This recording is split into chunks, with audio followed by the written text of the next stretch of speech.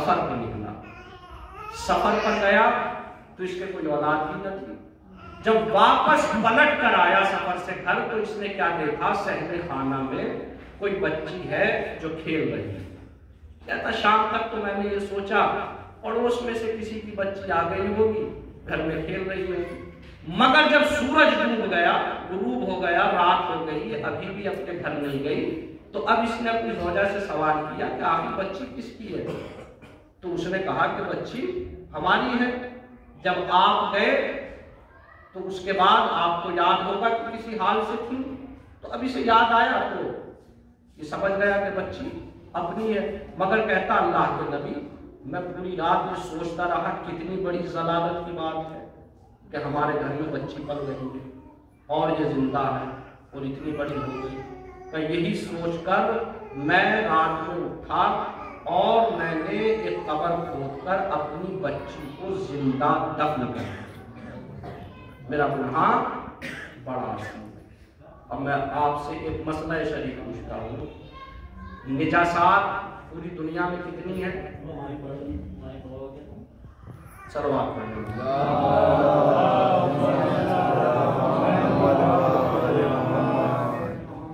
اہل نجس جو چیزیں ہوتی ہے، اب یہ ردا ہے، یہ نجس ہو جائے تو اس کو نجس نہیں کہتے ہیں اہل نجس، یہ متنجس کہلائے گا کسی چیز سے نجس ہو جائے۔ پوری دنیا میں 10 چیزیں، کسی نے تھوڑا سا اختلاف کیا، جو کہ شراب، اونٹ کا پسینہ، اس طریقے کی چیزیں بڑھائیں تو زیادہ سے زیادہ 11 کریں، ورنہ 10 چیزیں اس کائنات میں نجس ہیں۔ اچھا، نجس کا مطلب یہ بھی نہیں ہوتا کہ یہ کوئی عذاب ہے اللہ کا۔ ایک سوال آیا میرے پاس کہ مولانا کافر نجس کیوں ہے؟ اب اس کا کیا جواب ہو سکتا ہے کافر نجس کیوں ہے؟ میں نے کہا اللہ نے خبر دی ہے کہ وہ نجس ہے، جیسے پھل بہت سے میٹھے ہوتے ہیں، بہت سے کھٹے ہوتے ہیں۔ اب کوئی تم سے کہے کہ یہ پھل میٹھا ہے تو سوال کرو یہ میٹھا کیوں ہے؟ یہ خبر ہے کہ یہ میٹھا ہے، یہ کھٹا ہے، یہ کڑوا ہے۔ اسی طرح سے جو 10 چیزیں نجس ہیں کائنات کے اندر، ان میں ایک کافر بھی ہے کہ وہ نجس ہے۔ پھر میں سمجھ گیا، جب 2-4 باتیں اور ہوئیں تو میں سمجھ گیا کہ اس کو یہ محسوس ہو رہا ہے کہ نجاست کوئی اللہ کا عذاب ہے۔ تو ایسا نہیں ہے کہ نجاست اللہ کا کوئی عذاب ہے یا نجس چیزوں سے آپ کو دشمنی کرنی ہے، ایسا نہیں ہے۔ نجاست کا مطلب ہے کہ نجس چیزوں سے آپ کو اجتناب کرنا ہے، بچنا ہے، پرہیز کرنا ہے، اس لیے کہ نجس چیزیں آپ کو ضرر پہنچا سکتی ہیں، نقصان پہنچا سکتی ہیں۔ کتا نجس ہے تو کیا اس سے دشمنی کریں کہ وہ نجس ہے؟ جب اس پہ کوئی اللہ کا عذاب ہے کہ وہ نجس ہے؟ نہیں۔ اگر آپ اس کے ٹچ میں آئیں گے تو آپ کو ایسی بیماری ہو سکتی ہے کہ جس کا علاج نہیں ہے، لہذا اس سے آپ کو اجتناب کرنا ہے۔ یہ بہتا ہوا خون جو آپ دیکھتے ہیں اپنی آنکھوں سے لال لال بہ رہا ہے، مائکروسکوپ کے ذریعے سے اگر دیکھا جائے تو لاکھوں چیزیں اس کے اندر پائی جاتی ہیں، جب نکل گیا تو وہ چیزیں مردہ ہو گئی، مر گئی۔ اب خدا نہ خواستہ آپ کے خون میں چلی جائیں کھانے کے ذریعے سے تو آپ کو بیمار بنا سکتی ہے، یہاں تک کہ انسان مر بھی سکتا ہے۔ تو یہ اس کے نقصانات ہیں۔ ہر وہ چیز نجس کہ جس کے نقصان ہے اللہ نے بچا لیا کہ اس سے اجتناب کرو، یہ تمہارے حق میں صحیح نہیں ہے۔ نجس کا مطلب یہ نہیں کہ اس سے دشمنی کرنی ہے، ورنہ باپ مر گیا، مرنے کے بعد پاک ہے یا نجس ہے؟ نجس ہے مردہ، تو کیا اس سے ہمیں دشمنی کرنی ہے اپنے عزیز سے؟ یا اس کو کوئی اللہ کا نعوذ باللہ عذاب نازل ہو گیا تو وہ نجس ہو گیا؟ نہیں، نجس کا مطلب یہ ہے کہ آپ اس سے بچو، آپ اس سے اجتناب کرو، اس سے گریز کرو۔ انہی نجاسات میں سے ایک نجس ہے کافر۔ اب کیا وجہ ہو سکتی ہے؟ میں تلاش کرتا رہا، بہرحال سوال تھا تو تلاش کرنے لگا تو ڈائریکٹ تو نہیں ملا کہ کیوں نجس ہے۔ تو اللہ کو نہیں مانتا، شرک ہے اس کے دل میں، کفر ہے اس کے ذہن میں، نجس ہے۔ مگر پھر بھی نجس کیوں ہے؟ اگر اس کا آپ کو جواب چاہیے تو کبھی پانی پر سرچ دیکھنا وگیانکوں کی کہ یہ پانی کیا ہے، یہ دنیا میں جو واٹر پانی پایا جاتا ہے یہ آخر ہے کون سی چیز؟ جب اس کو مائکروسکوپ سے دیکھا جاتا ہے، یہ وہ چیز ہوتی ہے، بچوں کو بتا دوں کہ انسان کی آنکھیں جس چیز کو نہ دیکھ سکیں آج کی جدید ٹیکنالوجی سے ان چیزوں کو دیکھا جا رہا ہے۔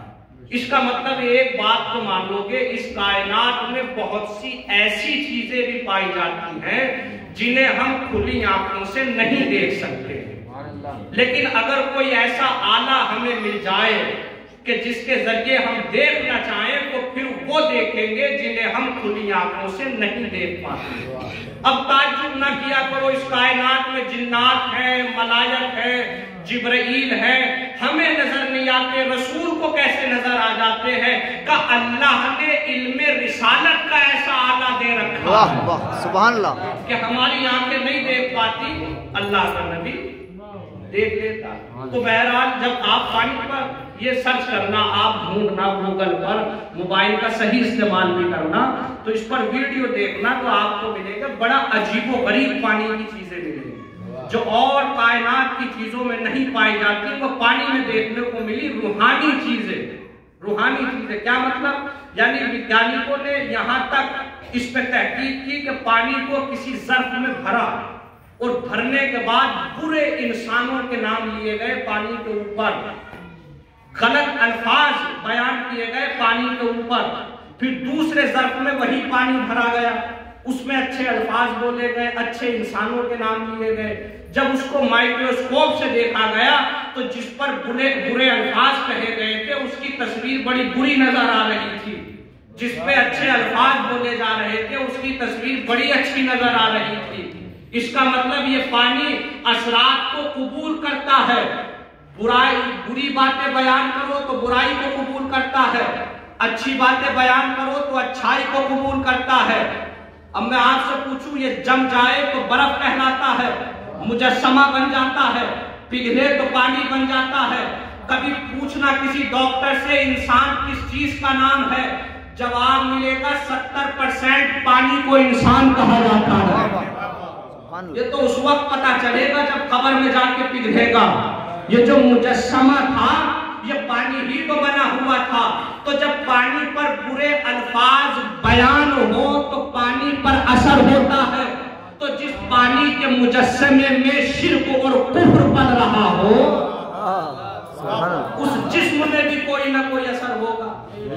اس لیے روکا گیا، کفر سے بچو، مشرک سے بچو، مومن پاک و پاکیزہ ہے، روحانی اعتبار سے یہ انسان نجس ہے۔ اب ساری حدیثیں آپ کی سمجھ میں آنے لگے گی۔ بھئی اگر پانی پر برے الفاظ بیان ہوں تو پانی پر بری تصویر بننے لگتی ہے، اچھے الفاظ بیان ہوں تو اچھی تصویر نظر آتی ہے۔ اب غور کرو امام نے کیوں کہا جو نماز شب پڑھتا ہے اس کے چہرے پر نور آ جاتا ہے؟ اس لیے کہ پانی پر پڑھو تو پانی اثر کرتا ہے۔ خود مجسمہ پانی یہ انسان جب اللہ کی عبادت کر رہا ہو تو نور سے چمکنے لگے تو تعجب کیسا ہے؟ صلوات پڑھیں محمد اللہم صلی علی محمد و آل محمد یا علی۔ بہرحال کافر نجس ہے اور نجاست کوئی عذاب نہیں، کوئی گناہ نہیں، نقصان ہے اس کے۔ اب کافر کے یہاں ایک بچہ پیدا ہوا تو چونکہ اسی کا جز ہے تو جو اثر اس میں ہے وہی اثر بچے میں آ جائے گا۔ تو مطلب یہ نہیں بچہ مر گیا تو ڈائریکٹ جہنم میں پھینک دیا جائے گا، نہیں، نجس ہونا الگ ہے اور اللہ کا عذاب ایک الگ شے۔ نجاست سے ہمیں بچایا ہے۔ کافر کا بچہ نجس ہوتا ہے، کفر کے حکم میں ہوتا ہے۔ مورخ جس نے یہ لکھا کہ راوی رسول اللہ سے کہہ رہا تھا میرا گناہ عظیم ہے، اور اس نے جب بیان کرنا شروع کیا اللہ کے نبی حالت کے کفر میں نے اپنی بچی کو قبر کھود کر زندہ دفن کر دیا، راوی کہتا، لکھنے والا مورخ کہتا ہے وہ بیان کر رہا تھا رسول اللہ کی آنکھوں سے اشک بہ رہے تھے۔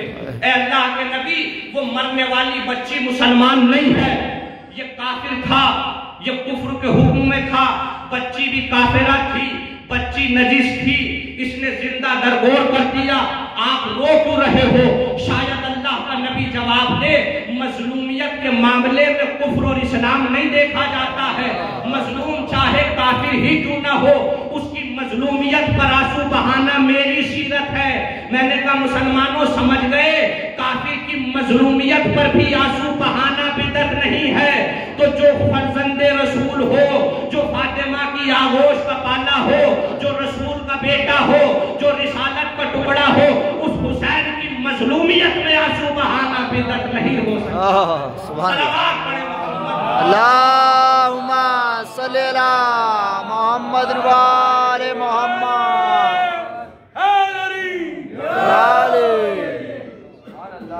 یہ ماحول تھا عرب کا. زندہ بیٹیاں درگور کی جا رہی ہیں, کفر و نفاق شرک ہے, رسول اللہ نے تبلیغ کی ہے. اب یہ ایسے ہو گئے صحابی کہ مولا کائنات ایک صحابی کی قبر سے گزر گئے, تو آپ نے قبر کو دیکھا تو گریہ کیا. گریہ کرتے ہوئے کہا سلام ہو ان جیسے صحابیوں پر. کیا وقت تھا وہ, اپنا زمانہ یاد آ گیا. کیا وقت تھا وہ جب اسلام کی خاطر یہ تلواریں نکالا کرتے تھے, اور ان کے سامنے ان کے بیٹے آ جائیں, ان کا باپ آ جائے, ان کے بھائی آ جائیں. یہ اسلام سے پھرتے نہیں تھے, یہ عقیدوں سے پھرتے نہیں تھے. سمجھے پورے جملے کا مطلب؟ یعنی علی بتانا یہ چاہ رہے ہیں کہ اس طرح مومن بن گئے تھے کہ اب ان پر رشتوں کا اور خون کا کوئی اثر نہیں ہوگا. ایمان, عقیدہ, اسلام کیا تھے کیا ہو گئے, مسلمان ہو گئے. لیکن وہ افراد کے جن کے دل میں کبھی ایمان آیا ہی نہیں. یہ پورا ایک قبیلہ منافقوں کا رسول اللہ کے زمانے سے چلا آ رہا ہے, جس نے کبھی اسلام کو قبول کیا تھا. ان کا کام کیا تھا؟ بنام دین. یہ اپنے دل کی باتوں کو, اپنی چاہتوں کو یہ کام کیا کرتے تھے حکومت میں بنام دین. حدیث بیان ہوگی رسول اللہ کی, مگر بیان کرنے والے سے کہا جائے گا اپنے پاس سے گھڑ دو, کچھ بھی کرو, حکومت کو ضرر نہ پہنچے, ایسی باتیں بیان کرو. لوگ اس لیے قبول کر رہے ہیں کہ شاید رسول اللہ نے فرمایا ہو. تو یہ منافقت اسلام کے چہرے کو بگاڑ رہی تھی. قدم امام حسن نے بھی اٹھایا, قدم مولا کائنات نے بھی اٹھایا, مگر چونکہ لوگ دلیل چاہتے ہیں. علی پر الزام آ گئے مسلمانوں کے خلاف, آپ تلوار اٹھا رہے ہیں. کیوں کہہ رہے ہیں یہ مسلمان؟ یہ اس لیے کہہ رہے ہیں کہ ان کے ہاتھوں میں ظاہری قرآن دیکھ رہے ہیں. یا علی وہ مسلمان ہیں, قرآن اٹھا رہے ہیں, ظاہری ہاتھوں میں قرآن دیکھ رہے ہیں. ارے جو علی کے مقابلے پر آ جائے اسے آپ مسلمان کہیں؟ وہ کیسا مومن ہے جو کل ایمان پر تلوار کھینچے کھڑا ہوا؟ علی کہہ رہے ہیں مسلمان نہیں ہے, مگر یہ ہاتھوں میں قرآن دیکھ رہے ہیں. یہ حکومتیں چل رہی ہیں. اب جو حکومت آئی ہے یزید کی, تو تاریخ کہتی ہے اب اس نے کوئی پاس نہیں کیا. مکاری کی جائے, مسلمانوں میں اصلی چہرہ دکھایا جائے, اپنے کو مسلمان کہا جائے, دیندار کہا جائے. اب تاریخ نے لکھا کہ جو اس کا دل کرتا ہے یہ وہ کرتا ہے, یہاں تک کہ قرآن کے خلاف بولتا ہے. مدینے والوں تک یہ خبریں آئیں کہ قرآن کی آیتیں پڑھ پڑھ کے نماز پر اور نمازیوں پر طنز کرتا ہے, شاعری کرتا. دربار میں بیٹھا ہوا شاعری کر رہا, کہتا دیکھیں قرآن نے کہا وَيْلٌ لِّلْمُصَلِّينَ الَّذِينَ هُمْ عَنْ صَلَاتِهِمْ سَاهُونَ. قرآن کی آیت ہے, ویل ہو ان نمازیوں پر جو اپنی نمازوں میں بھول جاتے ہیں. ویل کسے کہتے ہیں؟ جہنم کا سب سے نیچے کا طبقہ, اسے کہتے ہیں ویل. قرآن نے کہا وہ نمازی جو اپنی نمازوں میں بھول جاتے ہیں انہیں جہنم کے آخری طبقے میں جانا پڑے. ایک مطلب یہ ہو رہا. علماء نے کہا یہ وہ بھول نہیں ہے جسے آپ بھول سمجھ رہے ہیں, کہ یہ وہ نمازی ہیں جو نماز بھی پڑھتے ہیں اور ولایت کو بھول جاتے ہیں. کا قرآن کے لیے کہہ رہا ویل ہے, مگر یزید نے کیا کہا؟ تمہارے رب نے کہا ویل نمازیوں کے لیے, مگر پورے قرآن میں اللہ نے ویل نہیں کہا شرابیوں کے لیے. یہ شاعری کر رہا ہے. تو شرابیوں کو کہیں نہیں کہا قرآن نے ویل ہو انہیں جہنم میں جانا پڑے گا, مگر دیکھو نمازیوں کو کہا ہے کہ انہیں جہنم میں جانا پڑے گا.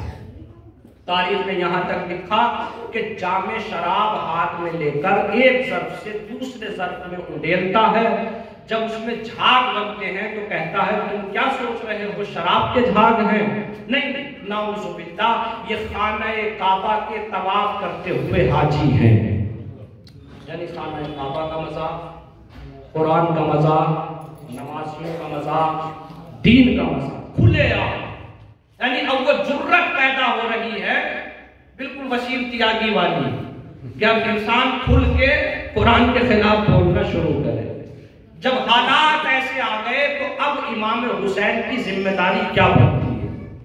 جو زمانے کا امام ہے، لوگ یہ سمجھتے ہیں کہ شاید امام حسین نے حکومت کے خلاف کوئی قیام کیا ہے، خروج کیا ہے۔ نہیں، جب حسین مدینے سے جا رہے ہیں تو کہہ رہے ہیں انی لم اخرج اشرم ولا بدرم ولا مفسدم ولا ظالما۔ اے لوگو سنو، حسین کیوں جا رہا ہے؟ آپ نے نہیں کہا آؤ مدینے والوں تم اچھی تلواریں چلاتے ہو میرے ساتھ آؤ، جب حکومت سے جنگ ہوگی تو تلواریں چلانے کی ضرورت پڑے گی۔ اپنے کسی صحابی سے کہا جاؤ جنگجوؤں کو تلاش کرو، کوفے میں جاؤ، مکے میں جاؤ، بصرہ سے جنگجو لے کر آؤ، تلوار چلانے کی ضرورت پڑے گی۔ نہیں، مولا مدینے سے نکلتے ہوئے کہہ رہے ہیں حسین نہ ظلم و فساد کے لیے جا رہا ہے، نہ سیر و تفریح کے لیے جا رہا ہے، نہ کوئی شر پھیلانے کے لیے جا رہا ہے۔ حسین کا مقصد ہے بل انما خرجت لطلب الاصلاح فی امت جدی رسول اللہ۔ حسین تو اس لیے جا رہا ہے کہ میرا ارادہ یہ ہے کہ میں اپنے نانا کی امت میں اصلاح کروں، اصلاح کروں۔ یزید کیا کر رہا ہے؟ یعنی یزید قرآن کی شکل بگاڑ رہا ہے، قرآن جن رشتوں کو محارم کہہ رہا ہے، یہ محرم ہے تمہارے حرام ہے، ان سے ازدواج نہ کرو۔ اور یزید کیا کہتا ہے؟ کوئی ایک مرد ہے ایک عورت ہے، کون سے رشتے ہیں ازدواج کے لیے؟ اس کا مطلب قرآن کے خلاف بول رہا ہے۔ تو نہ حسین نے تلوار اٹھائی نہ لشکر بنایا۔ میں آپ سے پوچھنا چاہتا ہوں ایک مسلمان سے، آپ کی ایسے وقت میں ذمہ داری کیا بنتی ہے؟ آپ اس وقت ہوں، ہم اس وقت ہوں، آج کوئی آواز اٹھانے لگے قرآن کے خلاف تو ذمہ داری کیا بنتی ہے؟ بھئی کچھ نہ کرے انسان، نہ لڑے، نہ ڈنڈا نکالے، نہ بندوق نکالے، نہ تلوار نکالے، کچھ نہ کرے، کم از کم اتنا تو کہے گا کہ یہ انسان جو کہہ رہا ہے وہ غلط کہہ رہا ہے، قرآن میں ایسا نہیں ایسا لکھا ہوا، اسلام یہ نہیں چاہتا یہ چاہتا ہے۔ وہ اسی کو کہتے ہیں اصلاح امت، امر بالمعروف۔ یعنی حسین مدینے سے چلے ہیں کہ یزید قرآن کو غلط ثابت کرنا چاہتا ہے تو حسین مسلمانوں کو بتائے گا اللہ کی کتاب میں کیا لکھا ہوا، اسلام ہم سے کیا چاہتا ہے، نبی ہمارا ہم سے کیا چاہتا ہے۔ اور یہ سوچ کر حسین مدینے سے نکلے، مکے آئے۔ آپ نے مکے کے لوگوں کو بتایا کہ صحیح اسلام کیا ہے، حکومت کے اسلام پر نہیں جانا۔ اور یہ یزید نہیں بگاڑ رہا تھا ایک جملے میں کہہ کر گزر جاتا ہوں، یہ تو یزید تک بگڑتا ہوا اسلام پہنچا ہے۔ یہ تو مسلمانوں کو صورت اسلام دکھا رہا تھا کہ دیکھیے اسلام وہ نہیں جو بنی ہاشم بیان کرتے ہیں، اسلام یہ ہے۔ حسین امر بالمعروف کے لیے، اصلاح کے لیے نکلے ہیں، لہذا مکے سے حسین اب کوفے جا رہے ہیں۔ اب یہ الگ بات ہے کہ کوفے سے خطوط آئے، تم خطوں میں لکھا ہوا تھا فرزند رسول اگر آپ نہ آئے تو ہم بارگاہ خداوندی میں شکوہ کریں گے، امت پکار رہی تھی، زمانے کا امام نہیں آ رہا تھا۔ تو حسین کیوں جا رہے ہیں کوفہ؟ بتانے کے لیے لوگوں کو، تلوار چلانے کے لیے حسین نہیں جا رہا۔ پھر یہ پورا سفر کربلا، اب آپ دیکھیں کربلا کے خطبات، یعنی ہر محاذ پر حسین یہ چاہتے کہ صرف امر بالمعروف ہو، بس یہ بتایا جائے کہ مطالبہ اسلام کیا ہے، مطالبہ قرآن کیا ہے۔ اور حد اس وقت ہو گئی، خاموش بھی رہ جائے حسین تو حد اس وقت ہو گئی کہ جب یزید کا خط آیا ولید کے پاس کہ حسین ابن علی سے بیعت لی جائے۔ بیعت کا کیا مطلب؟ بیعت کا مطلب یہ ہے کہ اگر حسین اقرار کر لے کہ ہم نے یزید کی بیعت کی تو یزید اب شام کے منبر پر بیٹھ کر یہ کہے گا کہ جو کچھ بیان کر رہا ہوں اس پر حسین بھی راضی ہے، حسین کا گھرانہ بھی راضی ہے۔ اب کون ہے جو یزید سے پوچھے گا یہ کیوں بیان کر رہا ہے؟ پھر یہ پلٹ کے کہے گا جب وہ اعتراض نہیں کرتے جن کے یہاں قرآن نازل ہوا تو تمہیں کس نے حق دیا ہے اعتراض کرنے؟ سمجھ رہے ہو؟ یعنی ایک باطل پر حمایت امامت طلب کر رہا ہے۔ خط آیا ہے امام حسین کے پاس، تاریخ میں لکھا جس طرح روز امام حسین اپنے جد رسول اللہ کی قبر پر زیارت کے لیے جایا کرتے تھے، آج 28 رجب کے حسین قبر رسول اللہ پر پہنچے۔ یہ خط آیا ہے 27 رجب، امام قبر رسول پر تھے کہ آنے والے نے کہا ولید نے آپ کو دربار میں بلایا۔ ولید کون ہے؟ مدینے کا گورنر ہے حکومت کی طرف سے، ولید نے طلب کیا۔ بعض نے لکھا کہ امام سمجھ گئے کہ حاکم شام کا انتقال ہو گیا، حاکم بدل گیا اور حسین سے بیعت کا سوال ہوگا، لہذا امام حسین گھر آئے اور گھر آنے کے بعد آپ نے ارادہ کیا کہ آپ ولید کے دربار جائیں۔ تاریخ کہتی ہے جب آپ گھر آئے تو ماں کو گئے ہوئے زمانہ ہو گیا اس کائنات سے، لیکن جس طرح ماں گھر میں بچے کا انتظار کرتی ہے، مولوی کہتا ہے کہ اسی طرح حسین کی بہن زینب حسین کا انتظار کیا کرتی تھی۔ آپ آئے تو سب سے پہلی ملاقات امام کی جناب زینب سے ہے، اور آپ نے آ کے جناب زینب سے کہا بہن زینب ولید نے دربار میں بلایا ہے اور حسین ابھی جانا تھا۔ شب 28 تھی، 27 کی رات تھی، چونکہ رات کا وقت تھا تو مورخ یہاں تک لکھتا روکا نہیں، بلکہ جناب زینب نے آپ کے لباس کو پکڑ لیا کہ بھیا میں آپ کو اکیلا دربار نہیں جانے دوں گی۔ تسلی امام حسین، تسلی امام ہے نا، بہت بڑی ضمانت کا جملہ کا حسین کہا زینب حسین کا مقتل مدینہ نہیں ہے، بس اب کیا چاہیے تھا؟ اب کون ہے جو حسین کو ضرر پہنچائے؟ امام کہہ رہا ہے حسین کا مقتل مدینہ نہیں ہے زینب۔ بیان کرنے والے بیان کرتے جیسے ہی مولا نے کہا زینب حسین کا مقتل مدینہ نہیں ہے تو زینب کے لبوں پر آیا بھیا مگر یہ دربار تو وہی ہے نا جس دربار میں میری ماں فاطمہ۔ زینب کو ماں کی یاد آئی بھیا، جب ماں دربار میں گئی تھی تو ضعیفہ نہیں تھی، مگر بھیا مقتل تو فاطمہ کا دربار نہیں تھا مگر اس دربار میں ماں کو ضعیفہ بنا۔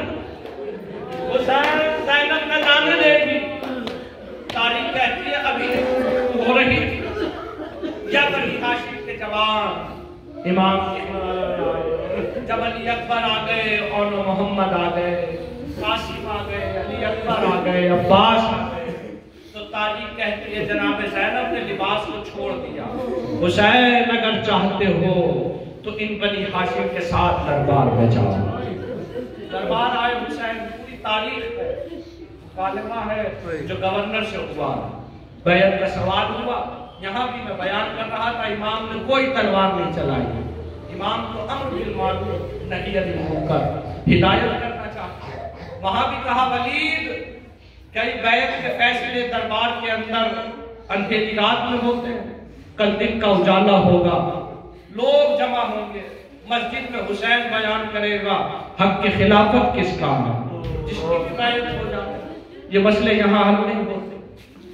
مولوی کہتا ہے کہ حسین نے کہہ دیا، ولید نے مان لیا، مگر مروان اس نے کہا ولید اگر حسین یہاں سے چلے گئے تو پھر تیرے ہاتھ نہیں آئیں گے، ابھی حسین کا سر دے دے۔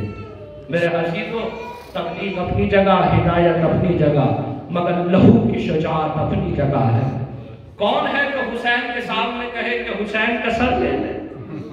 اب حسین نے انکار کیا، مجھ جیسا یزید کی بیعت نہیں کر سکتا، وہ فاسق ہے، وہ فاجر ہے، جو کچھ دربار میں ہوا تاریخ کہتی بنی ہاشم جب آ گئے تو حسین نے عہد کیا ہے مدینے کو حسین چھوڑے گا، زمانے کو اسلام بتائے گا کہ اسلام کسے کہا ہے۔ مولوی کہتا ہے 28 رجب بنی ہاشم کے محلے میں کوہرام پپا تھا، دبی دبی آوازوں میں مدینے میں صدائیں اٹھی ہوئی تھی، حسین مدینے سے جا رہا ہے۔ آپ کے لیے سننا بہت آسان ہے، جب مکے سے رسول اللہ مدینے آئے تو اس مدینے کا عالم یہ تھا کہ ہر صحابی میں تنازع تھا، اللہ کے نبی ہمارے گھر مہمان رہیے، اللہ کے نبی ہمارے گھر مہمان رہیے، مگر زمانہ کیسا آ گیا، اسی نبی کا بیٹا مدینے سے جا رہا تھا۔ کوئی تاریخ نہیں لکھی کہ کوئی حسین سے پڑھ کے کہہ رہا ہو اے فرزند رسول مدینے کو نہ چھوڑیے ہم تمہارے ساتھ۔ راوی کہتا کہ محلے بنی ہاشم میں آیا، مسند بچھی ہوئی تھی، حسین مسند پر بیٹھے ہوئے تھے، ہماریاں سجی ہوئی تھی، سواریاں بیٹھی ہوئی تھی، کہتا ایک ایک بی بی اہل بیت کے گھرانے کی اجڑا کھلتا تھا، بی بی سواری کے قریب آتی تھی، کوئی نہ کوئی بنی ہاشم بڑھ جایا کرتا تھا، یعنی ام لیلہ آئی تو جناب علی اکبر بڑھ گئے کہ ماں کو سوار کرائے، ام فروا آئی تو جناب قاسم بڑھے ماں کو سوار کرا دے، جناب ام کلثوم آئی تو بنی ہاشم کے جوان آگے آ گئے، بیوی کو سواری پر سوار کرا دے۔ کہتا میں کھڑا دیکھ رہا تھا، ایک ایک بیوی حجرے سے آتی تھی، جوان بڑھ جایا کرتے تھے، سواری پر سوار کرا دیا کرتے تھے، حسین مسند پر بیٹھے ہوئے تھے، عباس برابر میں کھڑے ہوئے تھے، حسین کسی کا احترام نہیں کر رہے تھے، نہ کھڑے ہوتے تھے نہ کسی کو سوار کراتے تھے، مگر کہتا نہ جانے کون بیوی حجرے سے نکلی کہ عباس بھی آگے بڑھ گئے، علی اکبر آگے بڑھے، قاسم آگے بڑھ گئے، کہتا میری حیرت تو اس وقت بڑھی جب فرزند رسول مسند سے کھڑا ہو گیا، میں تعجب کرنے لگا، رسول کی بیٹی کو مرے ہوئے زمانہ ہو گیا، یہ حسین کی ماں تو نہیں ہو سکتی ہے، آخر حسین کس کے احترام میں کھڑے ہو گئے، یا کسی نے کہا حسین کی بڑی بہن جناب زینب آ گئی ہے حجرے سے باہر نکل کر، یا راوی کہتا میں نے دیکھا عباس بیٹھ گئے، زانو ادب طے کر دیا، زینب نے عباس کے زانو پر قدم رکھا، حسین نے بازوؤں کو تھاما، بہن کو سوار کرا دیا۔ میں کہوں گا مولا یہ زینب کی نگاہوں میں منظر قید ہو گیا، اسی شان سے بہن کو سوار کرایا جاتا ہے، مگر ہائے 11 محرم جب زینب سوار ہو رہی تھی، عباس کا پیسہ فرات میں برق گیا ہوگا، جب زینب نے آواز دی ہوگی بھیا حسین اٹھو کے زینب۔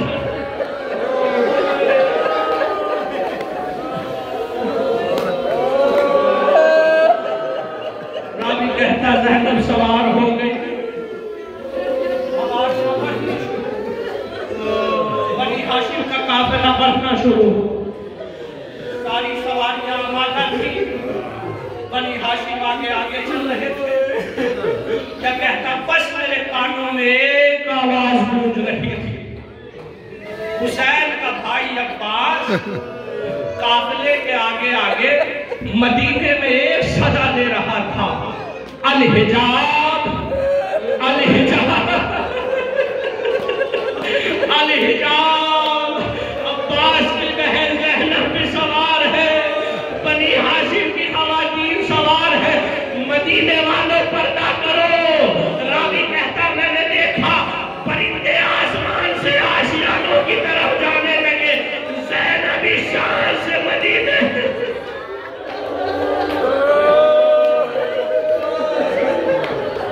زینب شان سے مدینے سے جا رہی،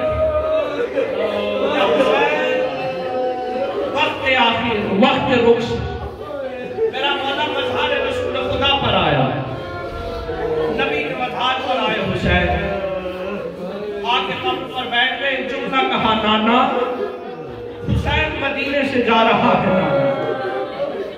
آیت اللہ شستری لکھتے ہیں اکثر ایسا ہوتا تھا حسین کو رسول سینے سے لگا کر کبھی پیشانی کا بوسہ لیتے تھے، کبھی گلے کا بوسہ لیتے تھے، کبھی سینے کا بوسہ لیا کرتے تھے.